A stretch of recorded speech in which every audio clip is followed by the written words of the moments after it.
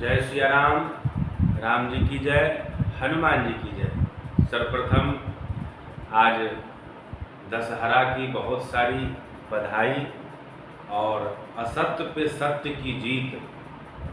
जैसा कि असत्य स्वरूप रावण के चरित्र को हम लोग भली भांति जानते हैं और उस असत्य रूपी अभिमान रूपी रावण का वध सत्य रूपी भगवान के हाथ से हुआ।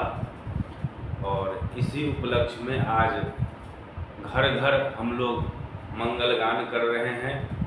वैसे मिथिलावासी के यहाँ तो हर रोज त्यौहार मनता है।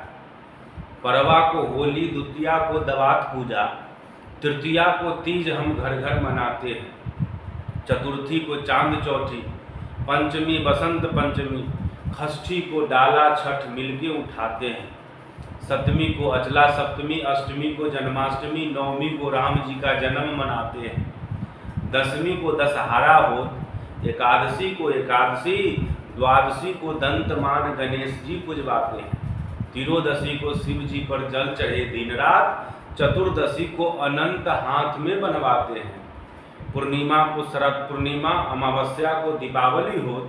कहो भैया मिथिला में कौन दिन रोने को आते हैं। तो हम लोग के यहाँ तो एक भी क्षण ऐसा नहीं है जिसको व्यर्थ गमा दिया जाए। खास करके आज का जो दिन है, आज के दिन आतताई रावण, जिसका आतंक इस तरह था कि पूरे संसार पर रावण ने अपना साम्राज्य स्थापित कर लिया था।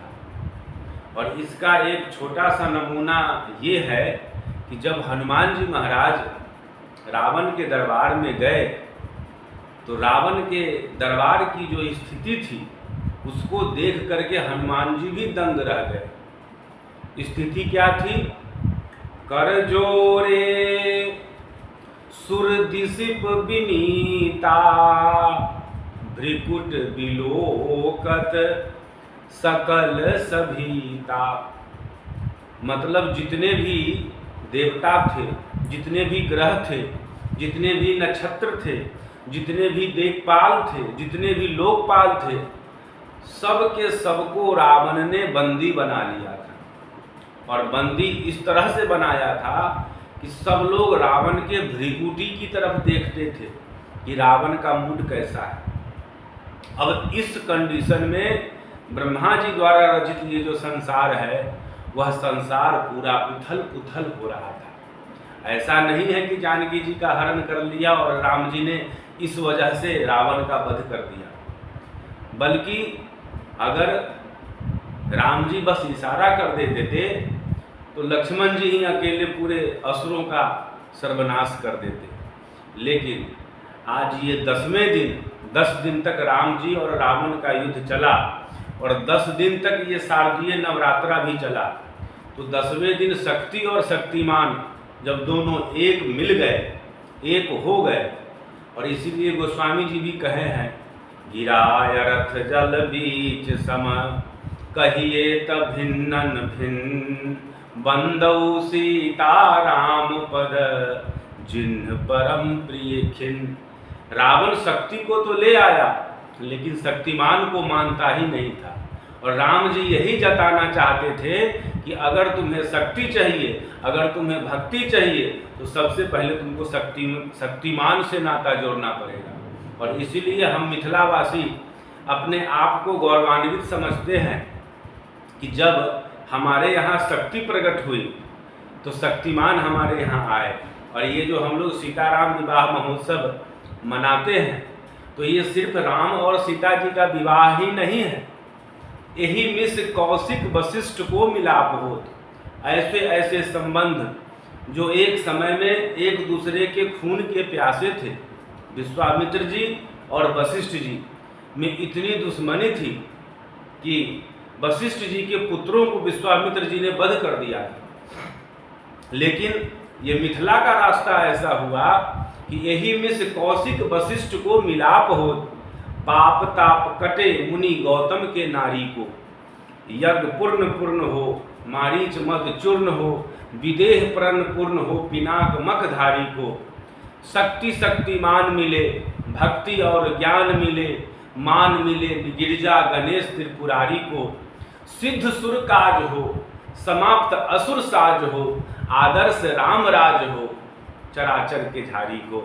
तो इसीलिए आज का यह पावन अवसर है, शक्ति और शक्तिमान दोनों मिले और आताताई रावण का अंत हुआ। और उसी लंका में विभीषण जी महाराज रहते थे और उन्होंने एक बड़ा सुंदर सूत्र दिया, जिस सूत्र को रावण नहीं मानता था। उन्होंने कहा कि सुमति कुमति सबके उर रही, नाथ पुराण निगम अस कही।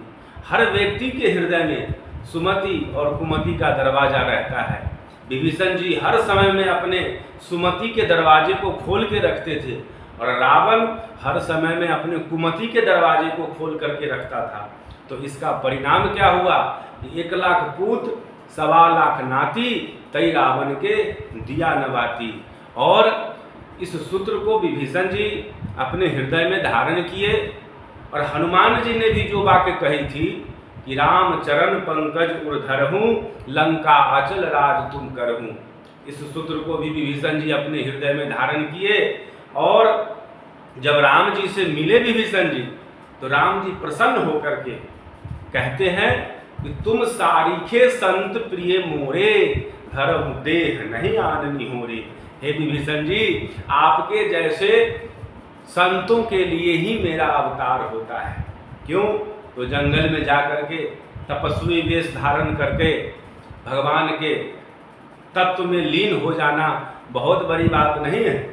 लेकिन जहाँ सब कुछ प्रतिकूल हो, अनुकूल कुछ भी ना हो, रावण जैसे आताताई के साम्राज्य में रह करके भगवान के नाम का परचम फहराना, भगवान के नाम का झंडा फहराना, ये विभीषण जी ही कर सकते हैं। और इसीलिए अष्ट चिरंजीवी में विभीषण जी का भी नाम हुआ। तो आइए, आज बड़ा ही पावन अवसर है और दशहरा की ढेर सारी आप लोगों को बधाइयाँ। राम जी की जय, हनुमान जी की जय।